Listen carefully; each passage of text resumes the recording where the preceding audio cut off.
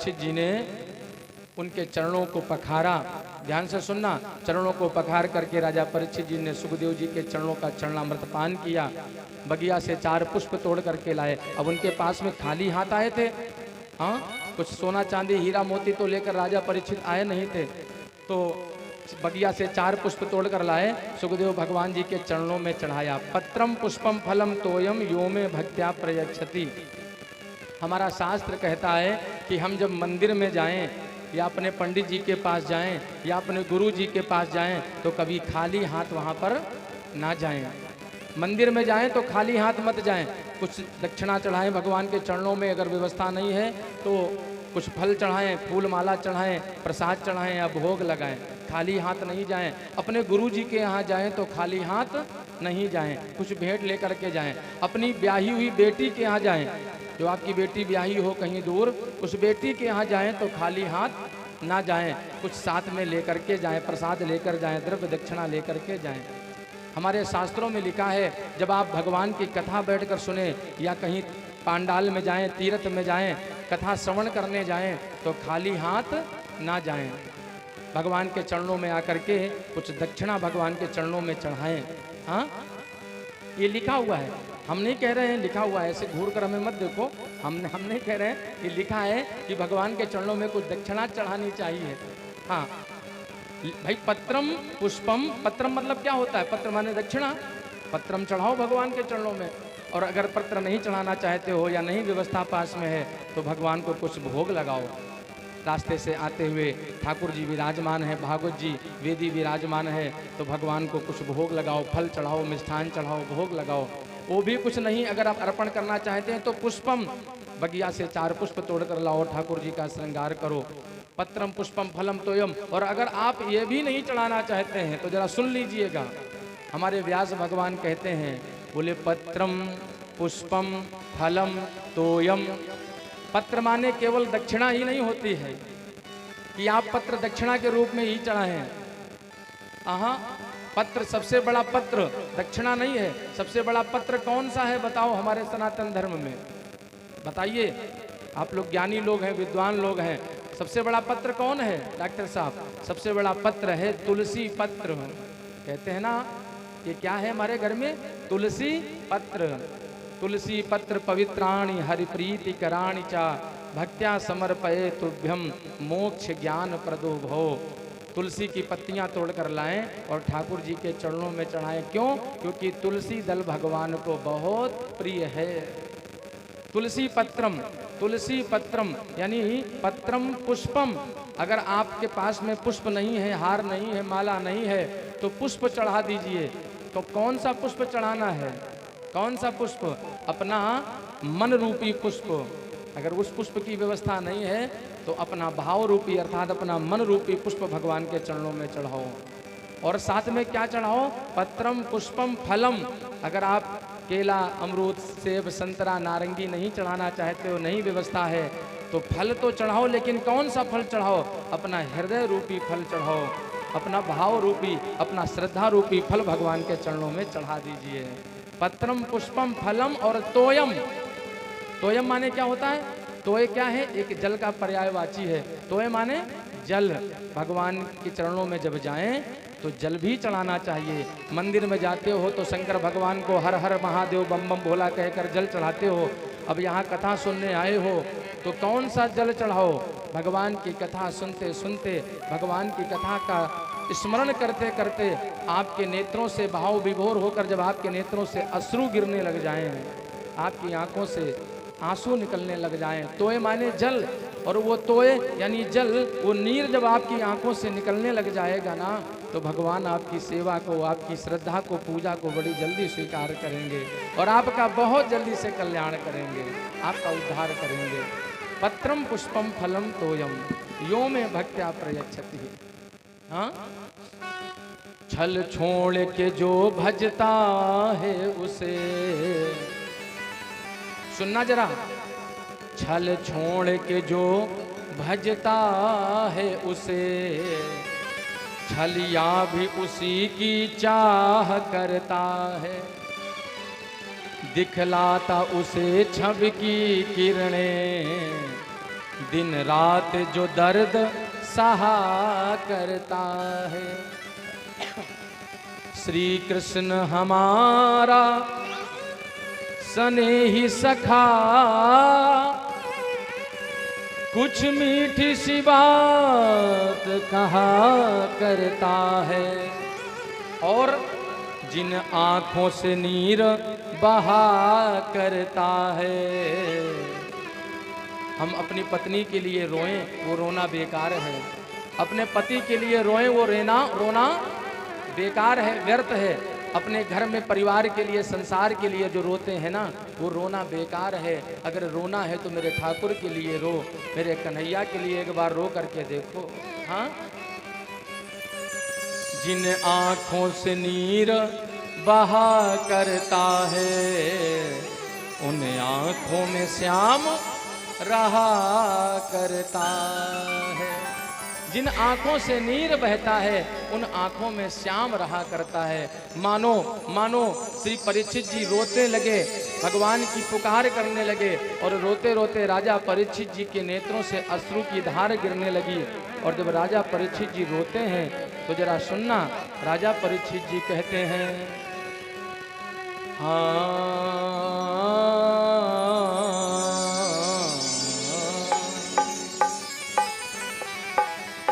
गोविंद चले आओ,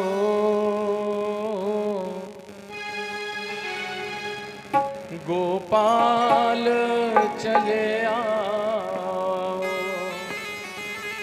कभी भगवान को बुलाया है? हाँ, दुनिया के पीछे पीछे भागने वालों, जरा परमात्मा को बुला करके देखो, परमात्मा की पुकार लगा करके देखो, परमात्मा के लिए रो करके देखो, और परमात्मा से ये आस लगा करके कहो, हे मेरे कन्हैया। आज राजा परीक्षित जी रोने लगे और रोते रोते कहते हैं, गोविंद चले आओ, गोपाल चले आओ,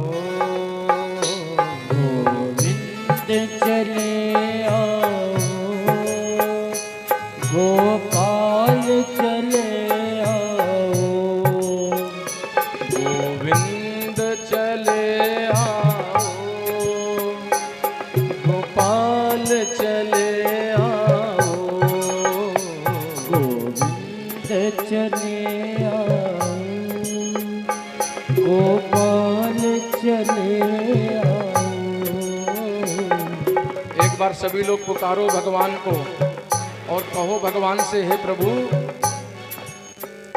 मुझे अपना बना जाओ, मुझे अपना बना जाओ, गोपाल चले आओ, मुझे अपना बना जाओ, गोपाल चले आओ, गोविंद चले आओ,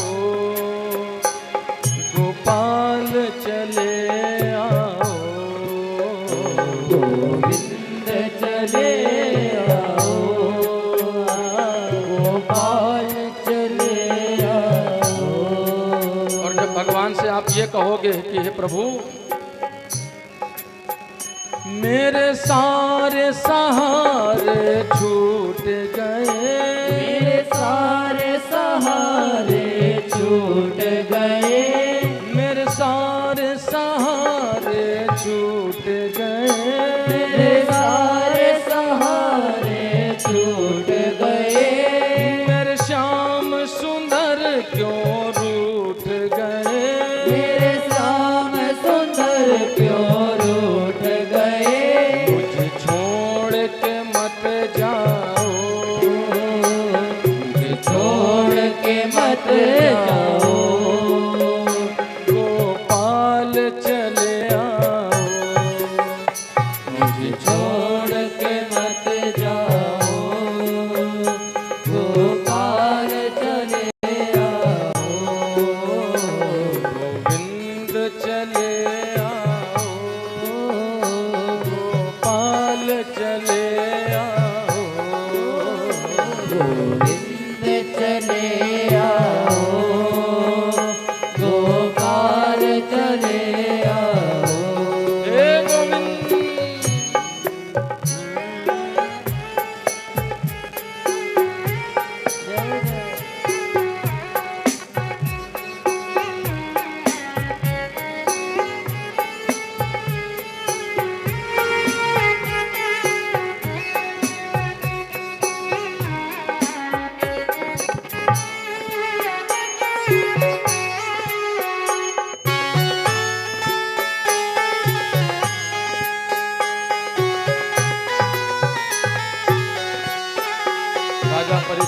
रोने लगे और भगवान की पुकार करते करते कहते हैं, प्रभु मैंने जीवन में बहुत बड़ा अपराध किया है, एक संत का अपराध किया है। हे प्रभु मेरा कल्याण करो, वरना मेरी जब मृत्यु होगी तो मैं भगवान को जाकर के क्या मुख दिखाऊंगा। अब राजा परीक्षित जी कह रहे हैं, अपराधी खलकामी हो, अपराधी हूँ खलकामी हूँ, अपराधी हूँ खलकामी हूँ, अपराधी हूँ खलकामी हूँ, कपटी हूँ मैं अज्ञानी हूँ, कपटी हूँ मैं अज्ञानी हूँ। ये केवल राजा परीक्षित जी ही ना कह रहे हैं, ये हम सबको भी भगवान से कहना चाहिए। बोलो कहना चाहिए कि नहीं? क्योंकि प्रभु मेरे जीवन में बहुत अपराध हुए हैं, मेरे जीवन से बड़े पाप हुए हैं और उन पापों को दूर करने की सामर्थ्य आप में है। मैं दुनिया से तो छुपा सकता हूँ अपने पापों को, अपने अपराधों को, लेकिन हे मेरे प्यारे प्रभु आपसे मैं नहीं छुपा सकता। इसलिए मैं आपसे कह रहा हूँ गोविंद, अपराधी हूँ खलकामी हूँ, अपराधी हूँ खलकामी हूँ, कपटी हूँ मैं अज्ञानी हूँ, कपटी हूँ मैं अज्ञानी हूँ। मुझे छोड़ के मत जाओ, मुझे छोड़ के मत जाओ, चले आओ, मुझे छोड़ के मत जाओ, गोविंद चले आओ। एक बात ध्यान से सुन लेना, अगर हम भगवान से ये कहते हैं कि प्रभु मैं अपराधी हूँ, मैं खलकामी हूँ, मैं कुटिल हूँ, तो कुछ गलत नहीं कहते हैं। क्यों? क्योंकि प्रभु हम अपराधी हैं और भगवान के सामने अपने दोषों को प्रकट करने में कोई बुराई नहीं है, कोई संकोच, कोई शर्म किसी व्यक्ति को आनी नहीं चाहिए। अरे साहब हम सब तो किस खेत की मूली हैं, हम सब क्या हैं? कुछ भी नहीं है।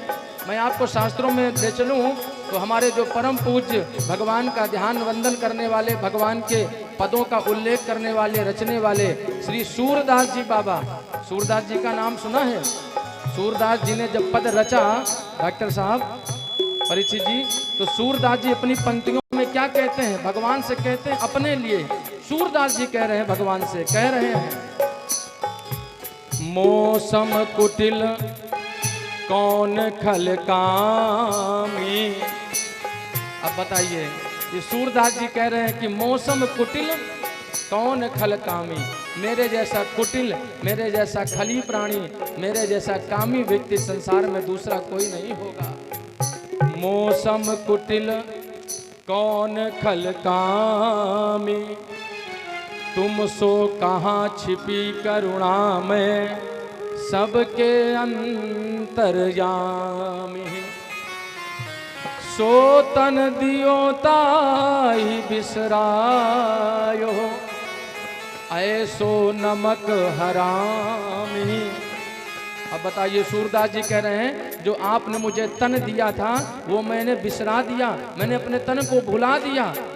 आपने जो कहा था कि बेटा ये जाकर भजन करना, लेकिन मैं 8 याम हर प्रहर आपका भजन नहीं कर पा रहा हूँ, तो मेरे जैसा नमक हरामी और दूसरा कौन हो सकता है? ये सूरदास जी कह रहे हैं। तो हमको भी तो भगवान से कहने का अधिकार है, हे प्रभु अपराधी हूँ खलकामी हूँ, अपराधी हूँ खलकामी हूँ, कपटी हूँ मैं अज्ञानी हूँ, कपटी हूँ मैं अज्ञानी हूँ। मुझे छोड़ के मत जाओ, मुझे छोड़ के मत जाओ, चले आओ, मुझे छोड़ के मत जाओ, गोपाल चले आओ, गोविंद चले आओ, गोपाल चले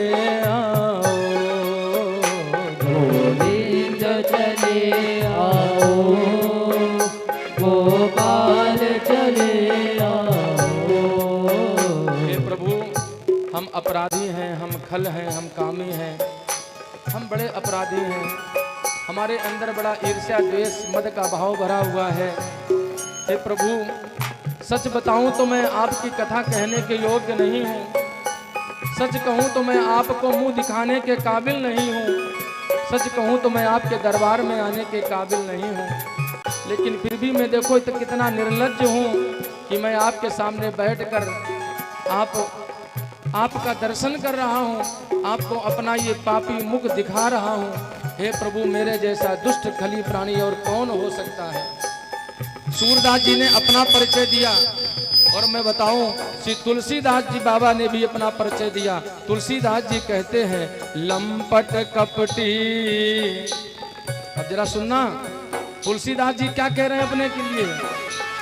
लंपट कपटी कुटिल विषेखी, सपने हो संत सभा नहीं देखी। अब बताइए, तुलसीदास जी कह रहे हैं लंपट। कौन कौन गुण है हमारे अंदर? तुलसीदास जी बोले हम लंपट हैं, हम कपटी हैं, हम कुटिल हैं, हम विषेखी हैं, हम अभिमानी हैं। हमने कभी संतों का दर्शन नहीं किया, हमने संतों का सम्मान नहीं किया। हे प्रभु, हमने आपकी कभी सेवा नहीं की। चलिए, तुलसीदास जी कबीरदास जी की छोड़िए और देखिए कबीरदास जी क्या कहते हैं। कबीरदास जी अपना परिचय दे रहे हैं कि हे प्रभु, सुखिया सब संसार है। कबीरदास जी ने कहा है अपने लिए कि सुखिया सब संसार है, जो खावत है और सोवत है, लेकिन ये दुखिया दास कबीर है, जो जागत है सो रोवत है। हे प्रभु, मैं तो बस जीवन में रोना चाहता हूँ। जितने बड़े बड़े महापुरुष हुए हैं शास्त्रों में, सभी ने अपना परिचय दिया है कि मैं अपराधी हूँ, मैं खली हूँ, मैं कामी हूँ। चलिए, महापुरुषों की तरफ से हटें, भगवान की तरफ आ जाइए। हमारे राघवेंद्र सरकार के दासानुदास भक्त परम पूज्य श्री अनंत बलवंत हनुमंत लाल जी महाराज, हनुमान जी महाराज जी तो कहते हैं, जरा सुनना अपने लिए।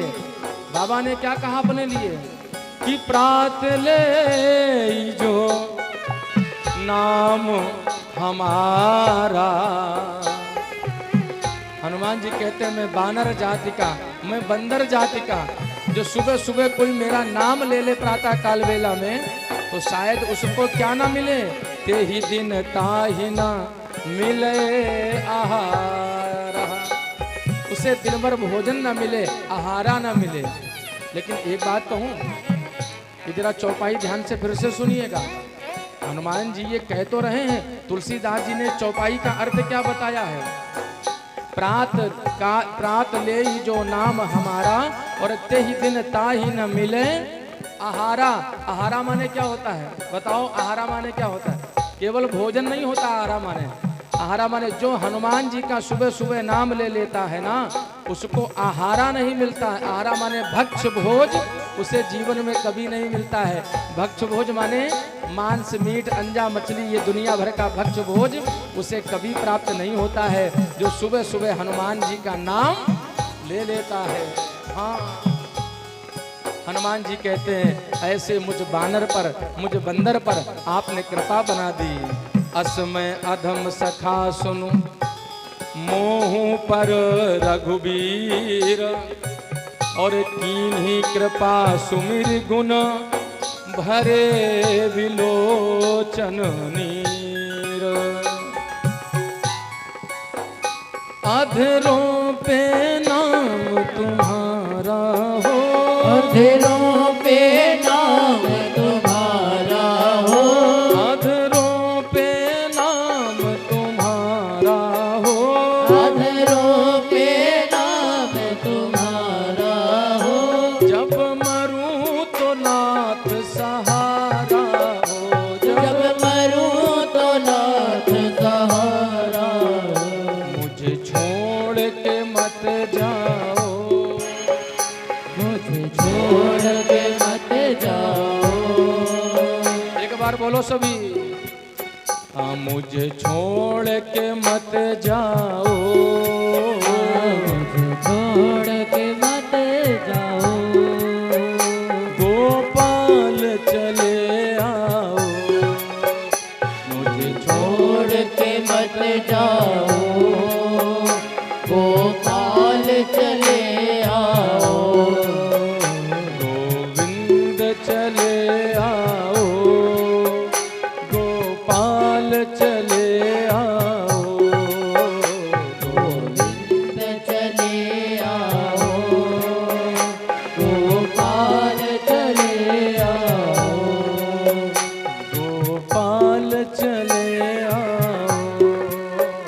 गोपाल चले आओ, गोपाल चले आओ।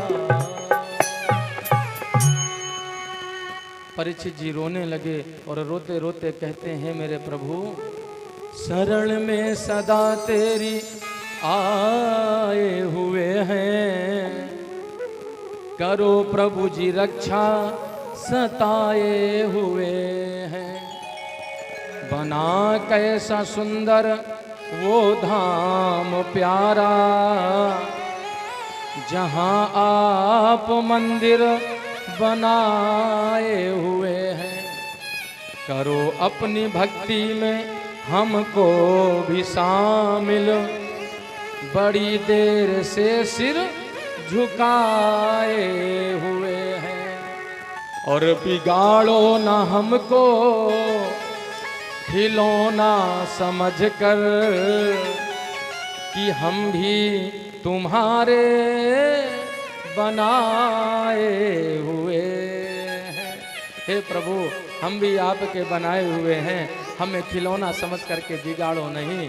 राजा परीक्षित जी ने पुकार की तो भगवान ने अपने भक्तानुदास को भेजा, अपने दासों के दास को भगवान ने सुखदेव भगवान को भेजा है। सुखदेव भगवान आए और जैसे सुखदेव जी आए राजा परीक्षित जी ने पूजन किया। राजा परीक्षित जी ने सुखदेव भगवान से प्रश्न कर दिया। क्या प्रश्न करते हैं, ध्यान से सुनना।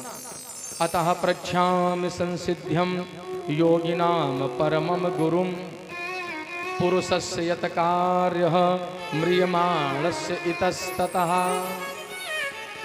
परीक्षित जी कहते हैं कि हे प्रभु जल्दी मरने वाले व्यक्ति को क्या करना चाहिए। समझना ध्यान से, राजा परीक्षित जी का प्रश्न क्या है कि जिस व्यक्ति को यह पता चल जाए कि हमारी मृत्यु होने वाली है तो उस प्राणी को क्या करना चाहिए, बताओ जरा। हाँ, हम सभी यहाँ पर बैठे हुए हैं, किसी को पता है कि हम सब कब मरने वाले हैं? कोई भरोसा नहीं है ना। तो हम सबको क्या करना चाहिए? राजा सुखदेव भगवान ने कहा, हे परीक्षित ये प्रश्न केवल तुम्हारा नहीं है, ये परीक्षित तो पूरे संसार का है, पूरे संसार के भक्तों का, प्राणियों का ये प्रश्न है। और प्रत्येक जीव को जब व्यक्ति की मृत्यु होने वाली हो, ऑक्सीजन लगी हो, अस्पताल में हॉस्पिटलाइज्ड हो, चारों बेटे, एक बेटे, दो बेटे, चार बेटे तुम्हारे पास खड़े हों और बेटे कह रहे हो कि पिताजी अब भगवान का भजन बोल लो, भगवान का नाम जप लो। हाँ, क्यों? क्योंकि डॉक्टरों ने क्या कह दिया है, जवाब दे दिया है, अब आशा कम है। पिताजी डॉक्टरों ने जवाब दे दिया है, अब हम तुमको घर ले चल रहे हैं।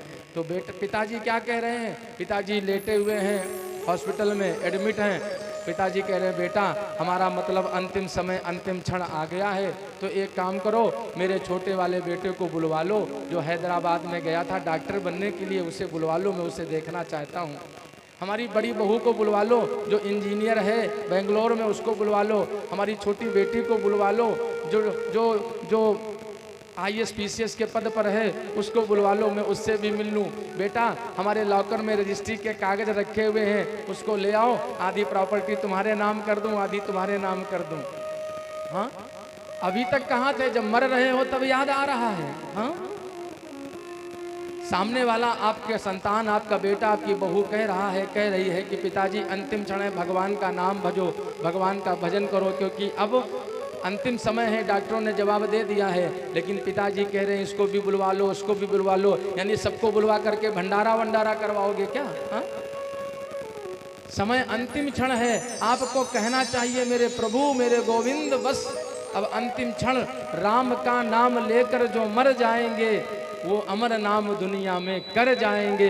ये न पूछो कि मर कर किधर जाएंगे, वो जिधर भेज देगा हम उधर जाएंगे। राम का नाम लेकर जो मर जाएंगे। प्यारे, यही तो नहीं होता है। जीवन भर हम लगे रहते हैं, लेकिन अंत समय भगवान का नाम मुख से निकलता नहीं है। क्यों नहीं निकलता है? क्योंकि तुलसीदास जी कहते हैं कि जन्म जन्म जन्म जन्म मोनि जतन कराही। जन्म जन्म मुनि जतन कराही। जन्म जन्म मोनि जतन कराही। जन्म जन्म मुनि जतन कराही। अंत राम कही आवत नाही। अंत राम कही आवत नाही। जन्म जन्म मुनि जतन कराही और अंत राम कही आवत नाही। ये जो अभ्यास आप लोग कर रहे हो ना, यही साथ में जाएगा। जीवन भर हाय हाय करोगे, माया में पड़े रहोगे, तो अंत समय में वो राम याद नहीं आएगा, वो काम याद आएगा। बस याद रख लेना। हाँ, इसीलिए ये कथाएं सजाई जाती हैं, इसीलिए ये पांडाल सजाए जाते हैं, और इसीलिए ये बड़े बड़े अनुष्ठान, ये आनंद महोत्सव, ये अमृत महोत्सव कराए जाते हैं कि कैसे भी हो एन केन प्रकारेण हमारे भक्तों का कल्याण होता रहे। दोनों हाथ उठाकर बोलो राधे कृष्ण। सुखदेव जी कहते हैं राजन परीक्षित, वरीयानि सते प्रश्नः कृतो लोकहितं नृपः। ये जो आपने प्रश्न किया है, ये पूरे संसार के लोक हित के लिए प्रश्न है।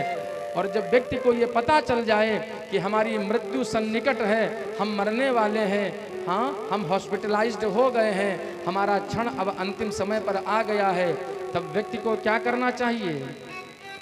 श्वास श्वास पर कृष्ण भजी। हर श्वास पर क्या लेना चाहिए? भगवान का भजन, भगवान का नाम। श्वास श्वास पर कृष्ण भजी। महोदय जी, श्वास श्वास पर कृष्ण भजी। श्वास श्वास पर कृष्ण भजी। वृथा श्वास जन को। श्वास श्वास पर कृष्ण भजी। वृथा श्वास जन को। ना जाने ये श्वास की आवन होए न होए, हो रामा आवन होए न होए।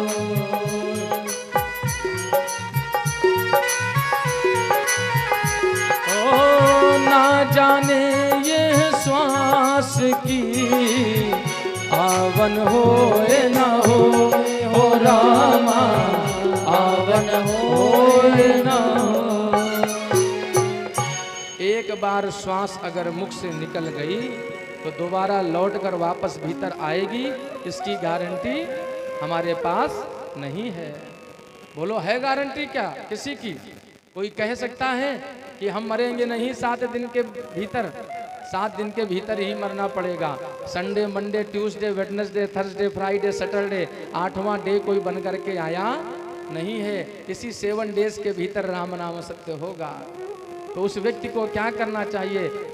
सुखदेव भगवान कह रहे हैं, उसके उपाय बताए हैं। कौन से उपाय बताएं? बोले मन को गोविंद के चरणों में लगा लो। अच्छा, आप लोग सोच रहे होंगे महाराज जी भगवान के भजन में आप बहुत ध्यान करवाते हैं, हमेशा भगवान का भजन करें। कुछ लोग कहते हैं महाराज जी हमारे पास टाइम नहीं रहता है, तो हम माला लेकर कब बैठें?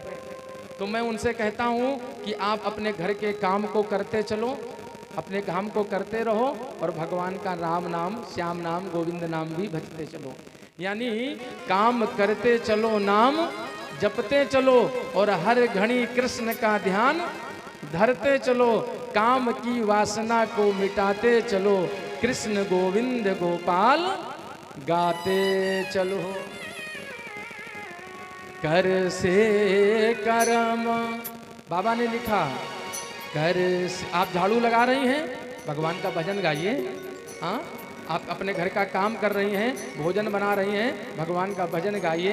एक पंथ कई काज हो जाएंगे। आपका मन भी पवित्र, आपकी क्रिया भी पवित्र। आप भोजन बनाएंगी तो वो भोजन भी पवित्र, और जब भजन की तरंगे भोजन में जाएंगी तो जो जो भोजन आपके घर का प्राणी करेगा तो वो भी पवित्र हो जाएगा, उसका भी कल्याण हो जाएगा। हाँ, कर से करम करहु विधि नाना, कर से कर्म करहु विधि नाना, कर से कर्म करहु विधि नाना, कर से कर्म करहु विधि नाना, मन राखहु जहाँ कृपा निधाना, मन राखो जहाँ कृपा निधाना। बोले क्या? बोले कर से कर्म करहु विधि नाना। अपने काम को करते रहो और भगवान का भजन करते रहो, और भगवान की सेवा में आपका मन और लगे तो उसके उपाय और भी बताए गए हैं। जरा उपाय सुन लीजिए। कौन से उपाय बताए हैं? जितासनो, जित श्वासो, जित संगो, जितेन्द्रियः, स्थूले भगवतो रूपे मनः संधार ए धियः। ध्यान से सुनना जरा। आपका मन, आपका ध्यान, आपकी इंद्री भगवान के चरणों में एकाग्र रूप से लगे, उसके लिए उपाय कितना सुंदर बताया है। कई उपाय बताए गए हैं। हाँ, आसन, प्राणाहार, प्रत्याहार, धारणा, ध्यान, समाधि, यम, नियम आदि ये उपाय बताए गए हैं। आप जब सब लोग सुबह उठा करें, स्नान ध्यान करके परिपूर्ण हुआ करें, तो भगवान पालथी मार करके बैठ करके भगवान का थोड़ा ध्यान करो, भगवान थोड़ा प्राणायाम किया करो। हाँ, और जितासनो, जब भगवान की पूजा करने के लिए बैठो तो आसन डाल करके बैठा करो, क्योंकि अगर जब आप आसन नहीं डालते हो ना, आसन डालकर बैठकर भगवान की पूजा नहीं करते हो, तो जो इंद्र देवता होते हैं ना, वो इंद्र देवता आपकी पूजा पाठ का आधा फल चुरा ले जाया करते हैं।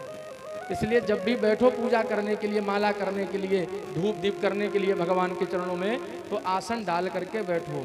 और जब उठो तो आसन के पास में जल छोड़ो।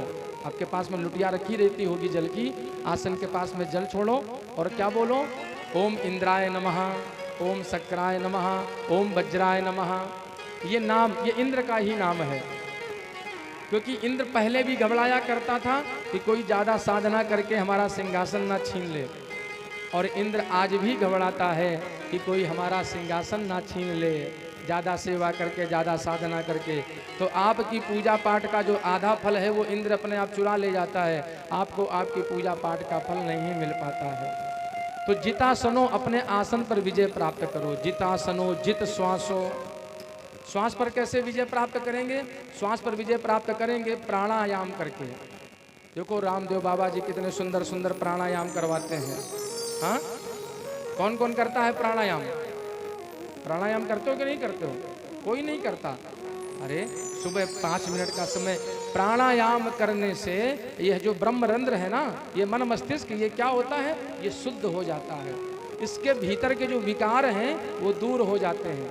जब आप कपाल भारती करोगे, हाँ, कपाल भारती, जब आप अनुलोम विलोम करोगे, एक नाक से बंद करके दूसरी नाक से धीरे धीरे श्वास लो, फिर बंद करो, फिर दूसरी नाक से छोड़ो, इसको कहते हैं अनुलोम और विलोम प्राणायाम।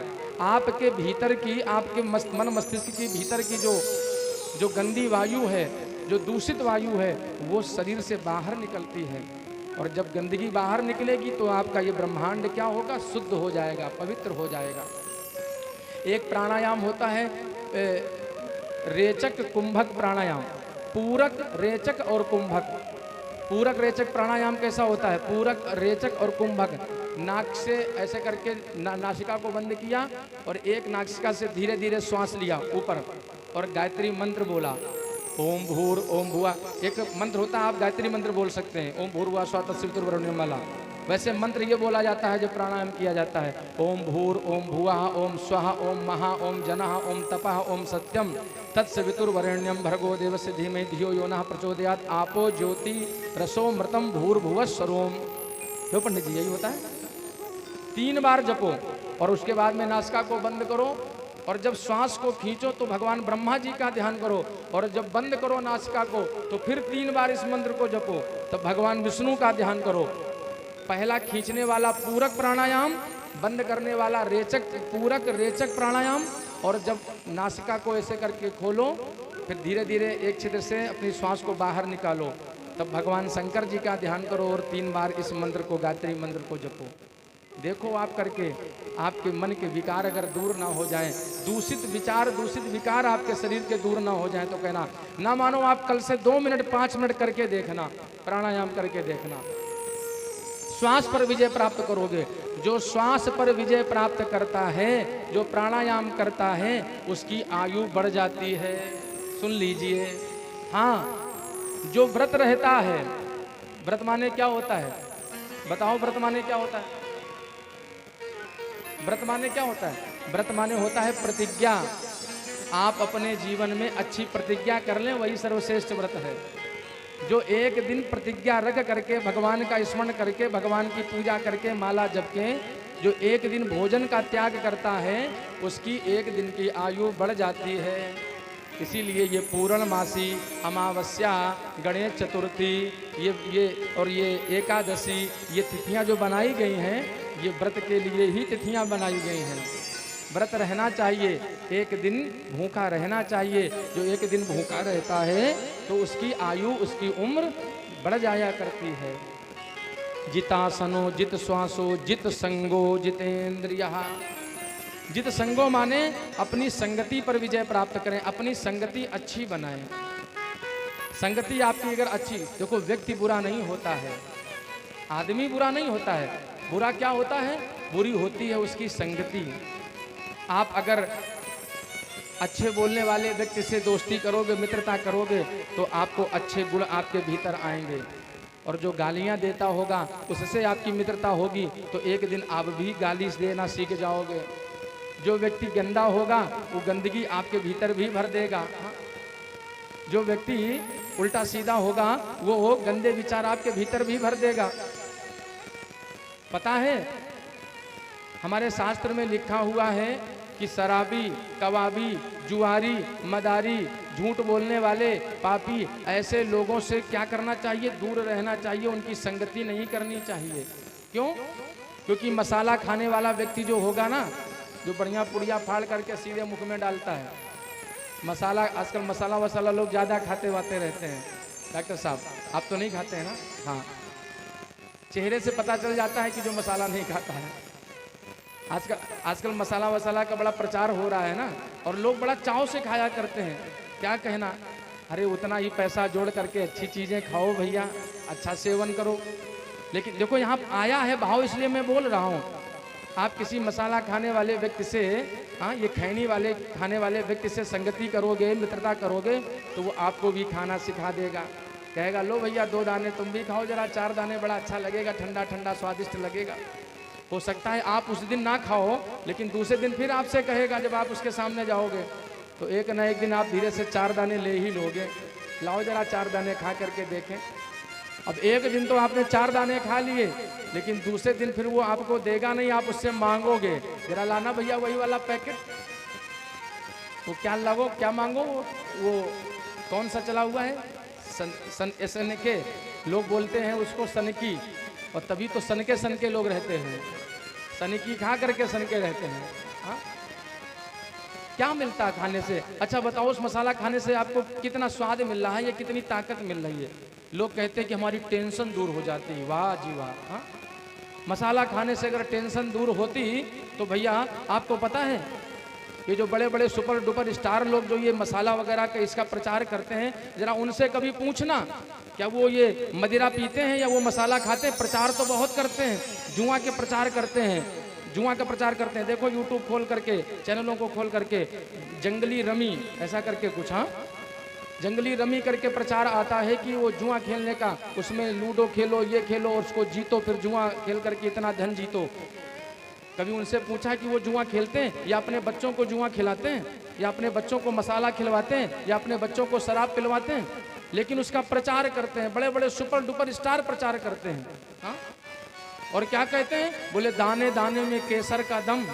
वाह, हाँ, प्रचार क्या करते हैं कि दाने दाने में केसर का दम है।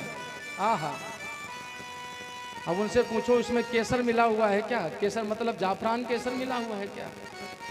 और दाने दाने में केसर का दम, इतनी पावर है उसके भीतर। हाँ, एक माता जी तो भोजन बना रही थी, रसोई में खीर बना रही थी। मामी जी आप ना करना, कभी पता चला खीर बनाओ, आज आपने खीर खिलाई थी। हाँ, मैया जी के यहाँ निमंत्रण करने गए, बड़ा अच्छा प्रसाद था, भोजन था। ऐसी एक मैया जी खीर बना रही थी तो टेलीविजन में प्रचार चल रहा था दाने दाने में केसर का दम। तो मैया ने सोचा कि केसर डाला जाता है खीर में, जाफरान केसर पीली पत्ती वाला। तो बोले ओहो, इस वाली पैकेट में, इस वाली पुड़िया में केसर मिला हुआ है। तो मैया दौड़ के गई और बाहर से दुकान से जाकर एक केसर की पुड़िया, एक पैकेट मसाले की ले आई और फाड़ करके पूरी खीर में डाल दी। बोले जाने दाने में केसर का दम है, बहुत अच्छी सी खीर बनेगी। आहा, बहुत स्वादिष्ट खीर बनेगी। क्या मिलता है? मसाला खाने के बाद में व्यक्ति जब अपने मुख में मसाला भरा होता है तो समाज में बैठने के योग्य नहीं होता है। बताओ अच्छा होता है क्या? मुख में मसाला भरा होता है, एक पैकेट दो पैकेट भर लिया, मसाला चबा रहा है। अब मुख को, अब जो मसाला मुख में भरा होगा तो अब वो नीचे सिर झुका करके तो बात करेगा नहीं, अब मुख को ऊपर करे, अब बात कर रहा, अब भैया बताओ जरा क्या कर रहे हो, मतलब सही से बात भी नहीं कर पा रहा। क्यों? अगर वो सिर नीचे करेगा तो क्या होगा, वो अमृत अमृत थोड़ा टपक जाएगा नीचे। हाँ, अमृत ना कहीं टपक जाए, कपड़े वपड़े बेकार ना हो जाए। तो मैयाओं, आजकल तो मैंने देखा कुछ माताएं भी मसाला वसाला खाने लग गई हैं। हाँ, क्या भोजन वोजन नहीं मिलता है आप लोगों को? अच्छे घर में पदार्थ नहीं मिलते हैं क्या? क्या पति आपको खाने को नहीं देता है? खूब अच्छे अच्छे पकवान देता है। हाँ, अच्छी अच्छी व्यवस्थाएं आपके घरों में कर रखी हैं, फिर भी वो मसाला खाने की से आप प्रयास करो, उस व्यसन को छोड़ने का प्रयास करो। अगर आप वो व्यसन नहीं छोड़ोगे तो धीरे धीरे करके अपने दांत भी बेकार कर लोगे। और भीतर ये मसाला जानते हो क्या करता? सांप सांप उसमें लिखा होता है चेतावनी। किसकी चेतावनी? कैंसर। आप कैंसर को दावत दे रहे हो, कैंसर को निमंत्रण दे रहे हो। हाँ, और जो इसका कुत्सर्ग पालता है, इसका व्यसन करता है, हाँ, वो कैंसर के समीप जा रहा है। आज जो बड़ी बड़ी बीमारियां ये चल रही, कैंसर रोग आदि चल रहे हैं, दमा अस्थमा चल रहे हैं, वो इन्हीं दूषित पदार्थों के खाने से चल रहे हैं। अपनी संगति अच्छी बनाओ माई बाप। अगर आप अपनी संगति को अच्छी नहीं बनाओगे तो फिर आप गर्त में जाओगे।